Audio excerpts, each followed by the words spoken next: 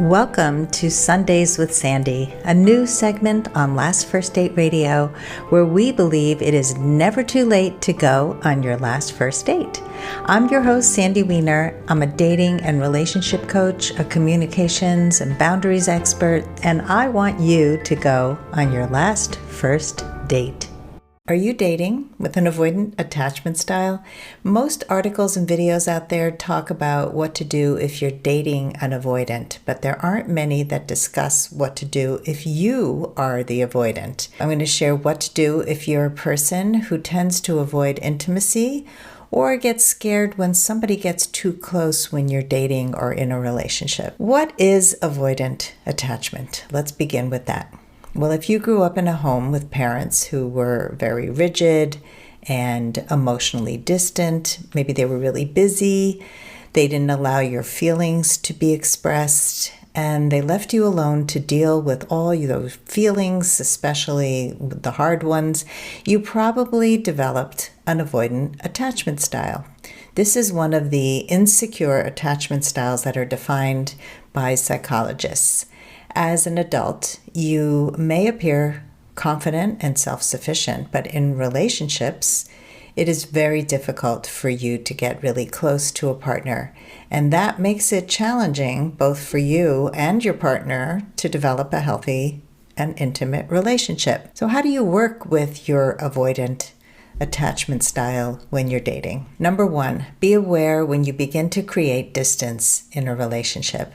It's very natural to start to distance yourself when you start to get scared. So just the awareness is the first step. Number two, discover a pace that works for you.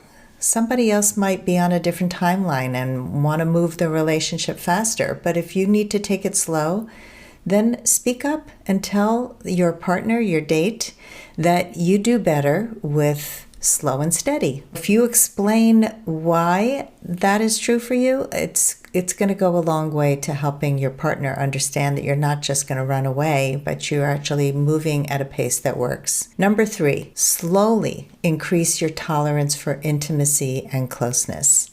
And what that means is take step by step, move a little closer, open up a little bit more, be a little bit more vulnerable, and know that you're not going to fall apart if you get a little bit nervous. Number four, take some space. When you get overwhelmed, when you feel like it's too much, just take some space for yourself, but be sure to tell your partner when that space is going to end. The problem with space, and I've done videos on this and I will link to them in the comments, is that many people take space and don't come back, or they take 2 days or a week. And that's not space, that's just ghosting or distancing to the point where you make the other person really anxious.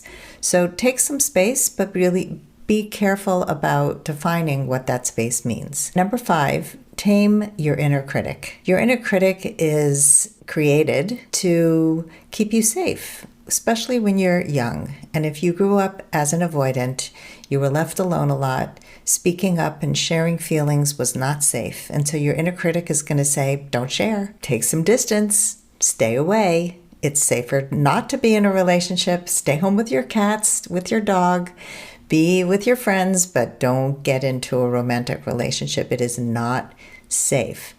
And your inner critic is lying, because it is safe if you know what you're doing and if you do it in a way that works for you. Most people never do the inner work to really understand their avoidant attachment style. And so number six is get support. Whether you're going to hire a therapist who's going to help you with this, or you work with me, I love helping people work through their insecure attachment styles so that they can have healthy, intimate, close relationships, and less likely to run away when you have any sign of intimacy. If you are ready to get unstuck, gain new tools, become more empowered, and finally find your last first date, I'd love to talk to you.